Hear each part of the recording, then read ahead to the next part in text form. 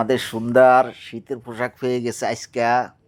উনি শীতের জন্য বাইরে যাইতে পারে না। সুন্দর একটা পোশাক হয়ে গেছে।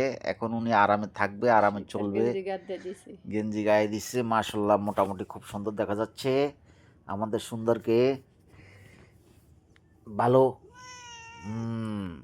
আরাম পাইতেছে, উনি জবাব দিচ্ছে। ঠিক আছে, এই যে শরীর আস্তে আস্তে গরম হইতেছে। মাশাল্লাহ মাশাল্লাহ, সুন্দর।